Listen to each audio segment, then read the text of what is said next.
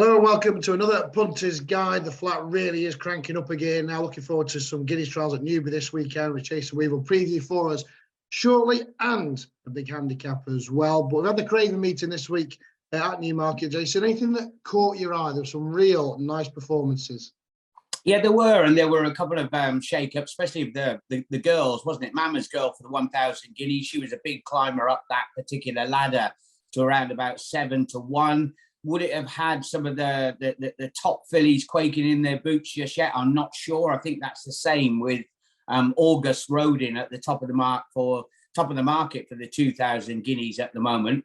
I have to say, I've been lucky enough. I was at Kempton, and the one that struck me as a really good horse is Slip of the Pen for His Majesty the King. I just thought that was such a good performance. Whether he goes to the 2,000, I don't know. So, keep your powder dry bit. He might be a St James's Palace horse. That's a possibility. Two horses from Newmarket. Ottoman Fleet, definitely one to keep on the right side of. I think the maiden, Canberra Legend, he's probably going to turn up, I would imagine, in the Dante. Could he be a dark horse for the Derby? It may be a good week for James Ferguson. Talking of the Derby, we've got a couple in the first at Newbury, the 130. You were second and third a couple of years ago, Hurricane Lane and Mojo Star. And your old mate Max Vegas in here as well. Great way to start Saturday's card. Yeah, it's a cracking contest. Obviously, Max Vega won last year. He then won at the tail end in the St Simon. That form is represented again with Grand Alliance, who was back in behind. Isra, you remember him? He bolted up at Doncaster off 99, went into the November handicap, punted off the boards, ran no race whatsoever. So any move for the Gosden runner, I'd be keeping a very, very close eye on him. But it's that form that you talked about, Lone Eagle, second in an Irish Derby behind Hurricane Lane. Hurricane Lane, after that Derby success, won the St Leger. Mojo Star has been a superstar. Will he get rid of the second baton tag, if you like, and go and step forward for Ammo Racing? I think, in all honesty, you'd be hard pushed to look away from Hurricane Lane, wouldn't you? I think that I'm going to give him a throw-out season last year. Soft ground, 1.5 miles. Might look like he's beat at the top of the straight, but he will power home. There we are, keeping the faith then with Hurricane Lane in the opener. The boys in blue versus Ammo Racing. We saw it at Newmarket plenty. This week there are plenty of winners between them. Take each other on the first, and they could be in the second as well. The boys in blue got Bridestones, Jonathan Thady Gosden, Ammo Racing doubly represented after taking a couple of classic trials already this week. Yeah, and probably the top one of theirs, it's hard to pick between a Magical Sunset or Olivia Maralda, but Roger Varian's horses not really been firing, have they, at the moment? They've been sort of slightly under the radar, whereas the Hannon team are having a really good run at present. She managed to win a listed race here over course and distance at the back end. The two that really jump out for me, Bridestones and Remarky down the bottom. Now, Remarky's Salisbury win, remember she's a half sister to Scope, who was a real good stayer. Scope, though, was by Teofilio. She's by Kingman, which gives her a bit more zip, a bit more pace. But the horse she beat is now rated in the mid-90s. And in all honesty, had to give away a massive penalty on racecourse debut for Remarky to win. I was there at Yarmouth when Bridestones won. She looked pretty decent. The Damn White Moonstone was a Group 1 Fillies Mile winner. It's got a wonderful pedigree. I think it's interesting that Buick gets a leg up as well. We know it's Godolphin, but they're a pretty formidable combination. She could be the answer to a tricky duty-free. The Fred Darling, is this going to provide a shake-up like Mama's Girl did in the Nell Gwyn? Yeah, it's quite a murky picture, isn't it? The 1,000 guineas and the trials made it a little bit muddier. What about the green in them? Because Indestructible, very impressive in the Craven. Twice saw the back end of Chaldine, long odds-on favourite. Can he put a marker down as a classic hero? Yeah, he's a fascinating runner. Can you believe it's the first horse or the first time Andrew Balding had the Juddmonte team in his yard and he's turned up with Chaldine? That is fantastic. He answered every question. He went all the way through the gears. Jim Crowley, after coming in after the Dewhurst, was fizzing. He really thought he should have won on Royal Scotsman. Should I believe him, or was it just a beaten jockey thinking that, he should have gone and won another Group 1? That makes me think that the form might have a little bit of wriggle room for something to improve past him. And you remember Knight last year did us a favour after winning the Horace Hill. The Crisford team have set off really well. They've been second in a World Cup. They've had lots of decent runners. Poker Face has gone close. So the team are bubbling under without actually winning. The fact he's won over course and distance, he stays well. 7 furlongs, this is an ideal prep for him. Look, he's got about, what are we looking at? £12 on official ratings to find. But they change so much throughout the winter, and he might just have the required improvement. Chaldine, red hot favourite and tied towards the top of the Guineas. I think we're going to have a shake-up here, though. Knight could be the answer. Knight, then, yeah, one at the track and said there's a favourite at 10-1 in the Horace Hill. Right, the big betting race at Newbury is the Spring Cup. A bit of a disappointing turnout, just the 40. We've got the Irish Lincoln winner and some of the also-rans in the Doncaster Lincoln locking arms. Yeah, I think, when you go down through it, it's a hot race. William Haggish was moaning to me up at Newmarket at the Craven meeting. The Irish handicapper put his horse up £5 for winning a pixel at the Curragh. He thought that was very, very tough indeed. But surely, had he got out earlier, he would have won very, very easily, wouldn't he? So, look, he's an easy place to start. I think that Latam will take a world of beating. The one who sort of comes off the page at me and didn't give his running, there was a big shout for Toy Son of David Minucier's at Doncaster. Ran no race whatsoever. Very, very disappointing and flattened out. Now, it was the first run for the team. They back him up quickly here, a race that they were second in last season behind Modern News.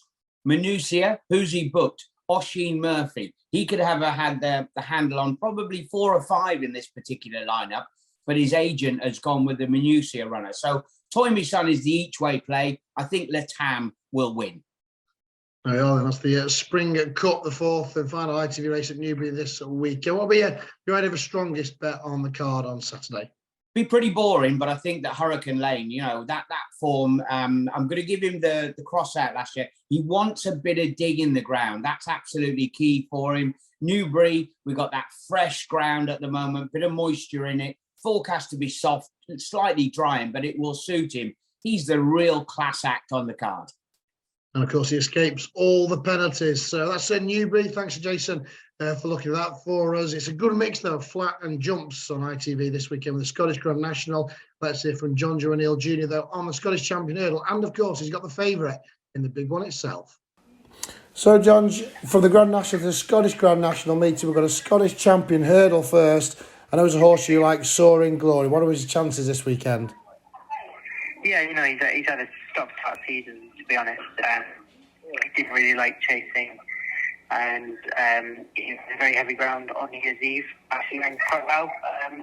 He's been fresh horse through the spring, and we always had this in the back of our mind, to be honest.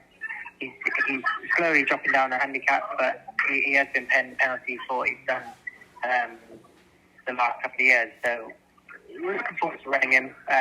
But yeah, he's going to need to improve on what he's been showing recently. Monbeg Genius, then, obviously, the current Ramble form looks pretty special now. Has he got the right profile coming into this type of race? Yeah, I suppose he does. Novice improving away. He has improved, I think, about 21 pounds since he started chasing this year. So that's plenty. And whether the handicapper is just catching up with him, I suppose we'll find out. His run at Cheltenham was very good, though. Obviously, Cork blew in the National last week. He probably wouldn't want the ground too fast. He wants quite easy in the ground. So just hoping, they're putting plenty of water on and hopefully it gets a shower of rain maybe Friday night or Saturday morning. He's had the extra week to recover from Cheltenham. How's he come out of the festival? Yeah, come out of it very well. So we've been happy that way. And hopefully he'll turn up into a national horse next year. But being a novice, etc., he didn't have the required run this year. But I suppose he's entitled to take his chance in a good one. And you mentioned that. I mean, novices do have a good record in this race. Has this been the target? Have you been really taken about by his improvement this season? Yeah, we always thought he would improve for chasing this year. He was bought as a chaser. He was quite weak to start with. and he just gradually got stronger and stronger. So yeah, something like this, it was either probably like the Midlands National or this, but we decided to run in the Ultima, and he ran very well in that. But I think this has been a long-term plan, and hopefully as long as the round is on the slow side, he should run well. And impatient in the bumper, I remember Sprinter Sacra winning this a few years ago. It'd be nice to have another one of them on his hands. Yeah, I'm not sure. He's a good bit to prove yet still, but he's a nice horse. He was quite green at Newcastle the first day. Had a good long break, and should go well fresh again. He'd be a really nice horse next year. He needs to fill out into his frame still, but Ronnie's Scottish obviously, and he likes to have runners up there. So we're hoping he'll run well for him. And you got some nice chances. I mean, one more week to go of the season, but there's 2 big prizes and 2 decent chances. You'll be looking forward to it this weekend. Yeah, definitely. Yeah, as you say, the jump season is coming to a close soon enough, but we have a few darts to fire yet. So hopefully one of them. Well, I wouldn't mind if 2 of them came in, but hopefully one of them can do the business. Thanks to Jonjo O'Neill JR for those. Let's get their thoughts on the rest of the air card then from our very own Frankie Foster.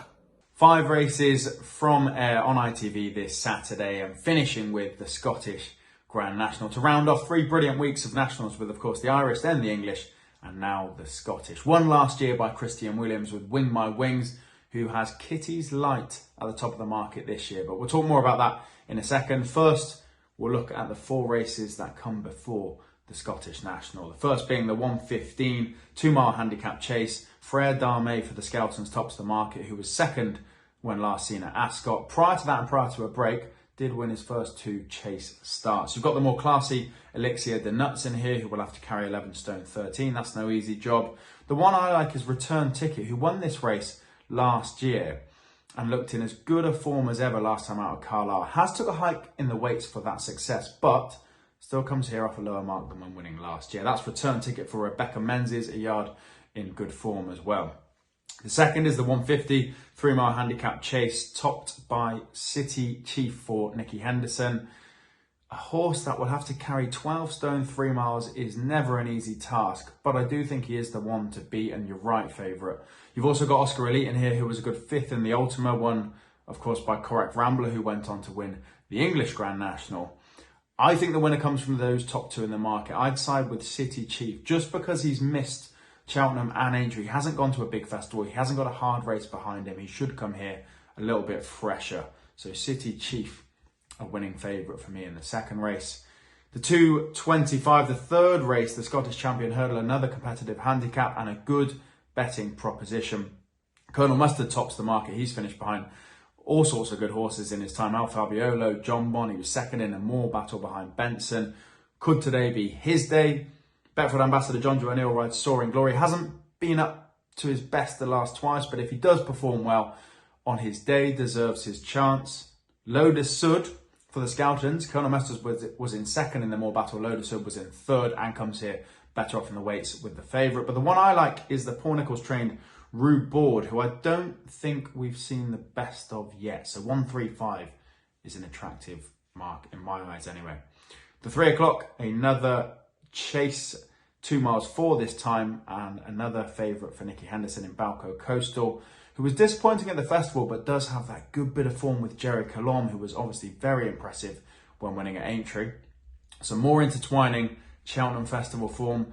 That's All Right Gino, your second favourite, was second to Stage Star, who won the Turners, beating Balco Coastal. See how you want to weigh that one up and how forgiving you are for Balco Coastal's festival run. That's All Right Gino was pulled up at the festival. Didn't have a hard race. They pulled up early enough to maybe warrant coming here a little bit fresher than the favourite. You've also got Thunder Rock in here, representing the McNeil family, who have quite a few runners at Ayr on Saturday. And an unexpected runner at Ayr from Henry de Bromhead in Tell Me Something Girl. She was smart over hurdles, yet to really show her best over fences, but on her 3rd time of trying, today could be her day. That's a real competitive 2.5 mile chase. And then we reach the Scottish National at 3:35.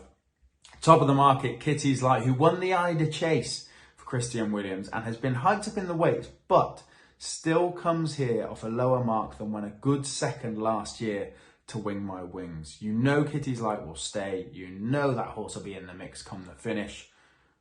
Not much of a price, but if you wanted to have a soft each way bet, I think you'd at least get your monies back on the favourite. Betfred ambassador Jonjo O'Neill rides Monbeg Genius, joint favourite at the current time. I'm looking at this, was third in the Ultima.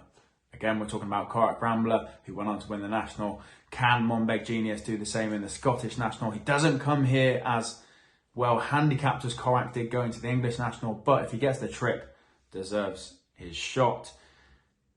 The Grand National winning duo, Lucinda Russell and Derek Fox, are represented by Your Own Story and Melina Girl for Gavin Cromwell. That's a trainer I always look out for on English or UK, soil, especially in a handicap. If you wanted one at a bit of a price, I might be having a look at Man of the People for the inform trainer Fergal O'Brien, or Empire Steel, who chased down Lemilos late on at Kelso last time out. Lemilos obviously won the Hennessy and finished, at least, saw the Grand National out. So that would be Empire Steel for Sandy Thompson at a bit more of a price. But Kitty's Light, I think, so your right favourite.